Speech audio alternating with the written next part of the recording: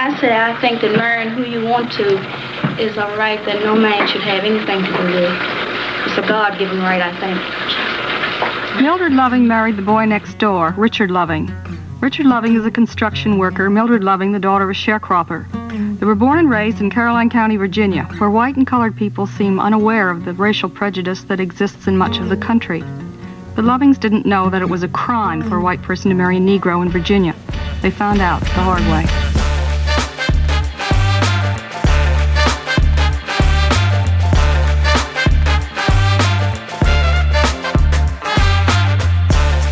Welcome to Talk with History. I'm your host, Scott, here with my wife and historian, Jen. Hello. On this podcast, we give you insights to our history-inspired world travels, YouTube channel journey, and examine history through deeper conversations with the curious, the explorers, and the history lovers out there. Now, tonight we don't have any guests, but we are talking about our most recent video, and that is the video on the Loving couple. Yeah. So, Jen, why don't you give us like a quick background on the Loving couple, or kind of why we decided to do this one? So it kind of was a perfect story to tell at the perfect time. It's the week of Valentine's Day, and it's Black History Month. Yeah. So the Loving couple were the face of the landmark Supreme Court case that allowed interracial marriage to be legalized in the nation. Yeah, and I actually remember you had dug up this particular history case because their hometown is not too far from us, probably a few months ago. Yes. And I had kind of written it down.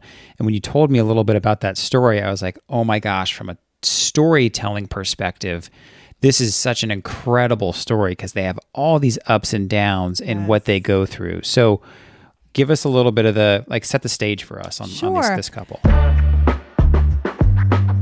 So Central Point, Virginia is kind of how it sounds. It's like the central point of Virginia. It's square in the middle. Yeah, it really is. Of the state. It's very rural. We show it in the map. It's like the closest thing is Bowling Green. Yeah, Bowling Green is the closest city. Sparta is kind of like a city. It's what, like an hour and change from Richmond? Yes. Yeah. And it's just a rural area. Like really, it's just 2 roads, a church, country store, and a school. It is out in the middle of nowhere. Out in the middle of today, there's not even the country store. So it's pretty much rural in the middle of nowhere. And at the time of the Lovings, in their youth and living there, this is around the 1950s, it is a very racially integrated town. The people did intermarry there, and they basically just minded their own business. And they had always kind of lived that way. And Mildred and Richard, Mildred's real name her maiden name was Jeter. And there's a lot of Jeters in the cemetery. You can see their names. And her mother's maiden name was Bird, B-Y-R-D. And there's a lot of Birds in the cemetery as well. And that country store was owned by the Bird family. So Mildred and Richard are both kind of from a long familiar line in that area. And it's a beautiful area. Like we were driving out there and we were talking on the way out. It's part of one of our favorite things we get to do on Walk with History is drive to some of these more random locations because it was gorgeous country. I mean, it's out in the farming country, and I believe one of the clips we put in the video was some old news clips from the 60s and 70s. And I think actually that kind of the intro for our video is one of the news clip intros from 1967 or 68. Yes. And the news person says she's the daughter of a sharecropper, Yeah, she's a daughter. So again, they've had long family history that lived out there. And like I said, people pretty much interracially married there. So really they didn't think anything of it. And so when they fell in love in high school. They decided to get married in June of 1958. And you couldn't get married in Virginia, though, because of the Jim Crow laws if you were interracial. And this is because there was the Racial Integrity Act of 1924 made it so your birth certificate and your marriage certificate had to have your race on it. Oh, interesting. And so they made sure, and it really was to protect white, right? Because there's only 2 categories. You could be white or colored. So if you weren't white, you were everything else was colored. So Mildred is not just African American, she's a Native American. And that is if you go to the cemetery like we did, they have their tribes. Oh, I on think their I missed that. tombstones. Oh, cool. And so it's a very Native American area as well. And that really is what she identifies more as, an American Indian. She actually will say that. Like, she really doesn't identify as African American.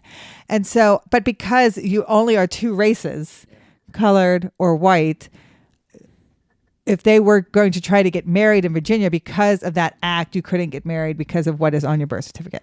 Yeah. And that's one of the things that I kind of knew happened, but I didn't know much about the laws or the state-specific laws, right? And that at that time, I mean, this wasn't long after was Brown versus the Board of Education. That's 1955. That's 1955. So it's 3 years later. Three or 4 years later. Want to get married. Right. So a lot of these laws, people don't realize that these things are kind of sticking around. Yes. And especially in some of the more southern states. Yeah. People are digging in their heels. They don't want to change. And so June 2nd, 1958, they drive to Washington, D.C. and get married and come back down to Central Point, Virginia to live their lives. And it's a little over a month later, July 11th, that the police raid their house. Yeah, I mean, that was crazy. they opened, now people didn't lock their doors, but they opened their doors, come in and like try to catch them in bed in the act. Yeah. But they're sleeping because it's like 2 a.m, Yeah. right? And they're married. So who's doing that at 2 a.m. when you're married, you know? So Yeah, that's a great point. We're tired. I know. And so they shine the flashlights on him and they're like, you know, you can't be in here together. You can't be cohabitating as a married couple. And Mildred points to their marriage certificate. It's framed on the wall. And they're like, that's no good here. And it's because they're trying to be married, cohabitating, they are arrested and they're taken to prison. And what's very interesting at the time is Mildred's actually pregnant at the time. Yeah. So actually, I didn't realize that until we watched Mr. Beat's channel, Yeah. right? So not Mr. Beast, the big YouTuber, but Mr. Beat, the historian. So it's a very large channel. After you watch this, I'd encourage you to go check it out because he does a great job on a ton of stuff. Yeah, he does. He really is hitting Supreme Court cases. And because this is a Supreme Court case, he talks about it in that lens. We try to tell more of the story of their life with the Supreme Court. Yeah, and their story, I mean, if you haven't watched our video, this is honestly probably one of my favorite videos that I've made in quite some time because I think it's just such a powerful story. It is a powerful story. And so when you think about a woman newly pregnant in prison, you would think they would want to get her out right away, but that's not what happens. Richard is bailed out right away, and the judge keeps Mildred in jail for 2 more days because they're afraid they're going to cohabitate again. And so they don't want her to be bailed out and then go back to her husband. So they allow her father to bail her out under the stipulation that she won't go back to the house with him. And we even show a news clip. Now, obviously, this was after everything was successful and their case goes all the way up to the Supreme Court. She even says to the news people, And his sister got a bonding company to get him out. And they told the bonding company if they tried to get me out, that they would put him back in jail. I look at Richard's face when she's telling that story because to me, it seems very crippling as a man who's trying to take care of his wife, right? You don't want your wife in prison and you're free and you're told, well, if you try to get her out, we're going to put you back in prison. It just, so I just really love the Lovings, and I know that's funny to say, because they're very unassuming couple. They're not looking for this publicity. They're not looking to be the face of the Supreme Court case. All they're looking for is to live their lives in peace.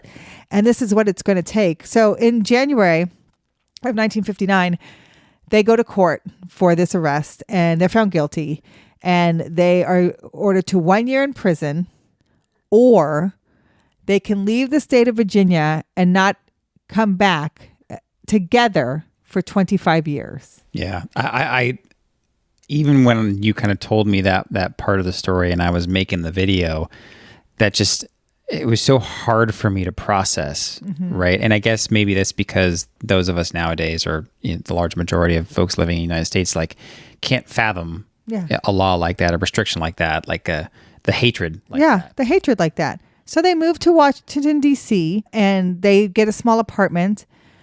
But the law kind of watches them and it's a game of cat and mouse. Mildred will come back to Central Point to have her baby, and Richard will come back to be there with the birth of his child. Oh, I didn't realize and it's that. right after they have the baby, they're arrested again. And so then they go back to DC. And so it's very much like they try to, I mean, this is their family. Like I told you, they're very rooted in this area. They try to come back for birthdays and holidays. And it's very much the police trying to catch them.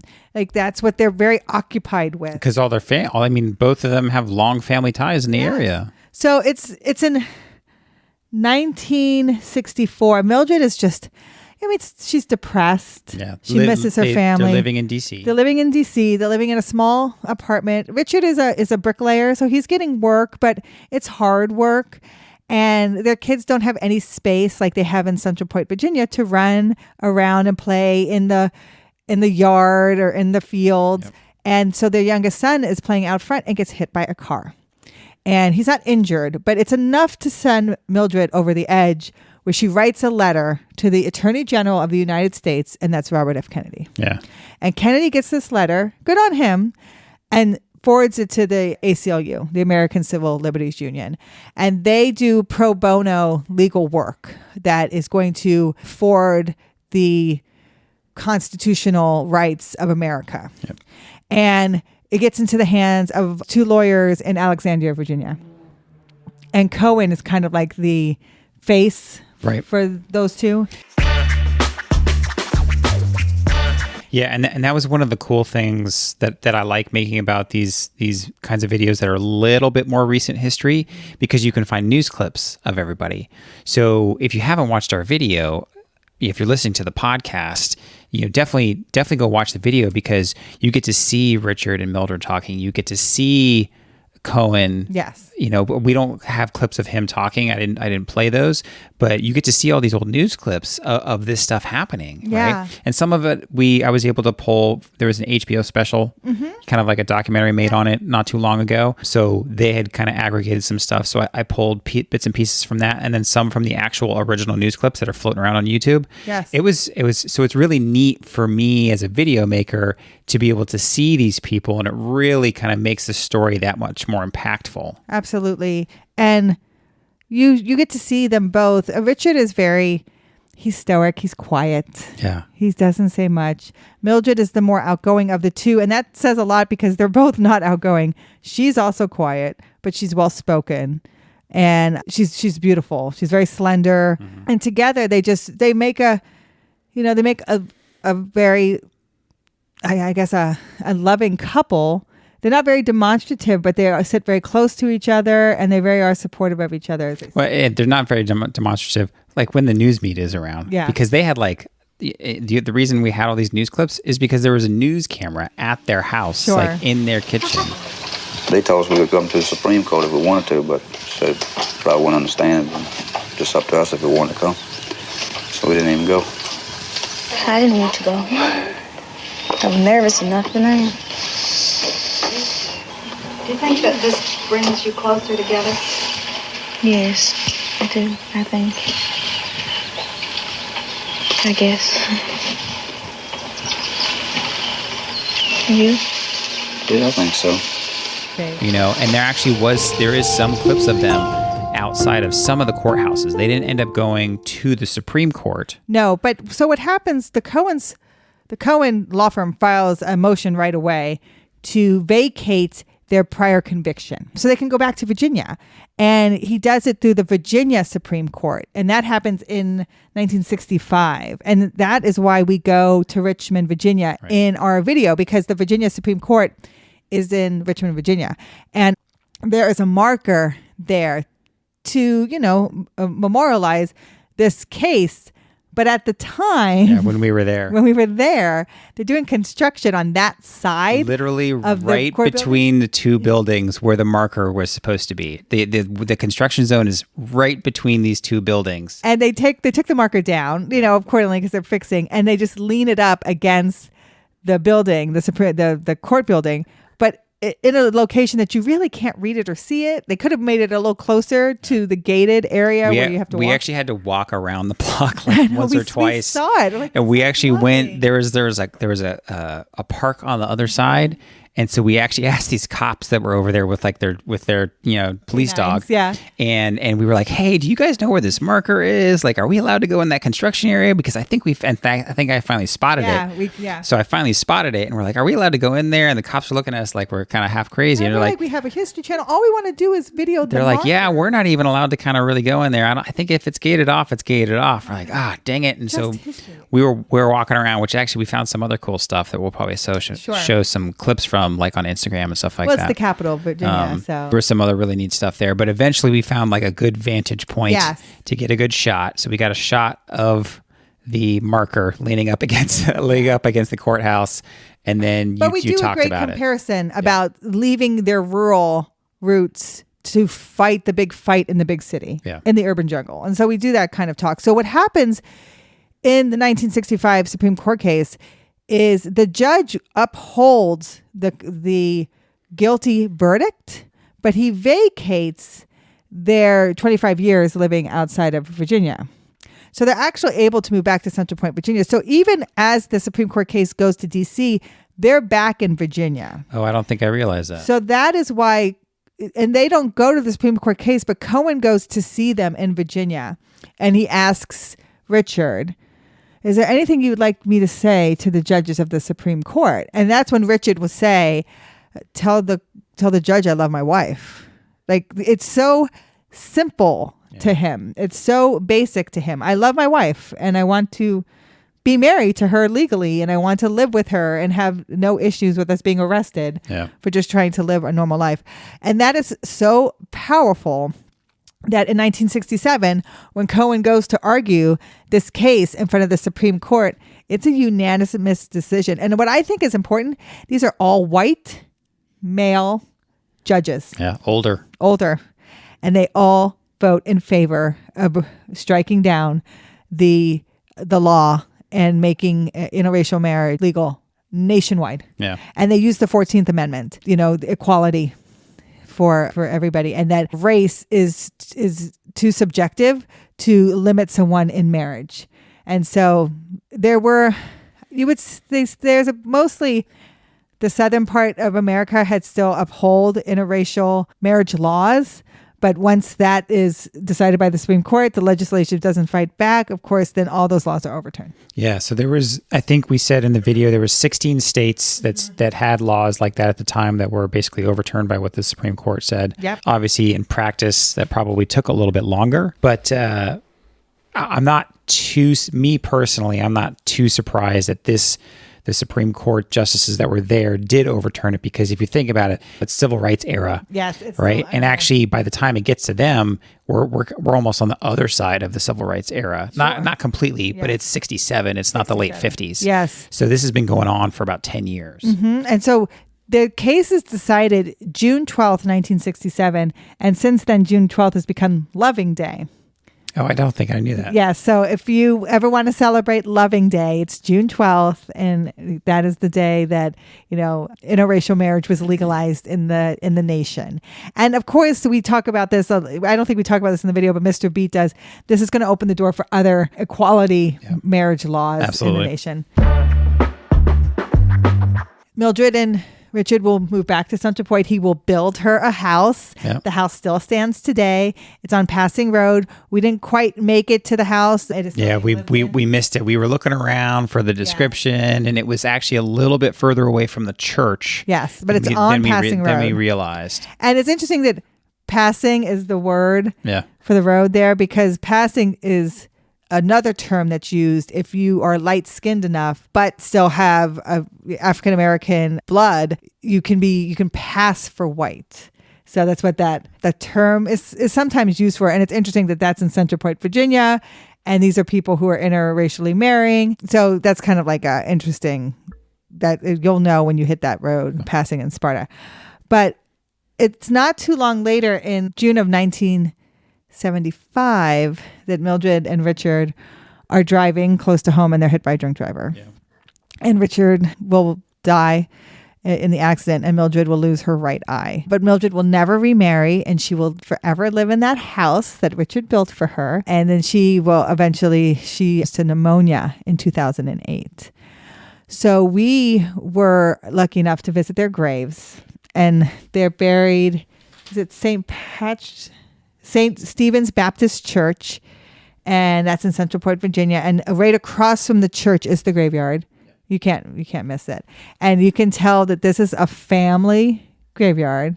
There's a lot of Jeters and birds. Yeah, and it's not too far. You can actually look up the Loving couple historic marker that's on one of the main roads, and it's actually from the marker, right? I'm pretty sure you can Google it, and actually what I'll do is I mark these on like a Google map. Yes. And I'll share that Google map page. Yes, I think it's Sparta Road. Right. That takes you all the way into, when you hit Passing Road, that's when you know you're in. Yeah, so you could probably look up where the marker is, and like I said, I'll share the link in this video description to the Google Maps link, and you'll have like a little map of where that is. Those couple points are, and from there it's basically like 10 miles. It's 11. 11 miles. It's straight in. It says it right on the marker, so it's actually not too difficult to find. No, and they put historic markers on more well-traveled roads, and so this is like Highway 301. It's Richmond Turnpike. And so this is like a busier road. And so if you can imagine, it takes you 11 miles from that busier road, because that's how rural the area is. Yeah. But it was just an honor. Like, I really felt it was important to tell this story at this time in the month, and just to bring recognition to them. They seemed like a couple that really didn't want the recognition. Scott had alluded to it. Time came out after the decision was made and did a whole photography session with them and recorded them. That kind of got their faces more into the media, and people got to realize more about this case. But they really never wanted so much attention, but they were proud of what they had done. And even Mildred, at the end of her life, always was very proud that they had fought for their marriage and for their love. Today, the United States Supreme Court handed down a decision. The Lovings' ordeal is at last over. Richard and Mildred Loving have won the right to be man and wife, father and mother in the state of Virginia. Anti-miscegenation laws have been declared illegal not only in Virginia, but in all 16 states that have held such statutes. Yeah, and this was such a fun story. And again, I encourage you, if you're watching the live stream or if you're listening to the podcast, after you're done here, go and find the video. It's not a super long video, right? Even just like tonight's live stream, this is a shorter live stream for us because it's a quick and easy and successful and happy story to tell. But the things that they dealt with, right? Being, falling in love, and then they can't get married. So they go somewhere else to get married, right? They hit the high, and then they come back, and a month later they're arrested for being married, right? And they hit a low. And so then they leave, and they're living together, and it's another high, and then the sun gets, so it's this up and down story. And the one thing they do to persevere is that they stay together. And then finally they write the letter to the Attorney General and connect with the ACLU, and their court cases eventually carried on. For the most part, they were close before the case happened. Yeah. It might have brought them closer, but I think looking at them too and their answer that they gave, they were pretty solid before the case even happened. So, I think what's the most incredible part is their last name. Yeah.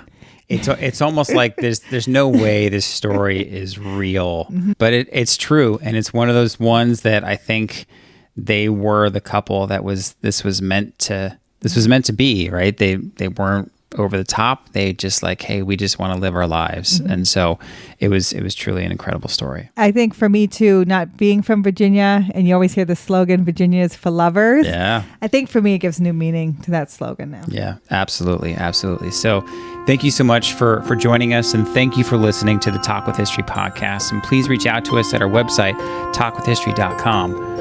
If you know someone else that might enjoy this podcast, please share this with them, especially if you think that today's topic would interest a friend. Shoot them a text and tell them to look up the Talk with History podcast, because we rely on you, our community, to grow, and we appreciate you all every day. Thank you. We'll talk to you next time.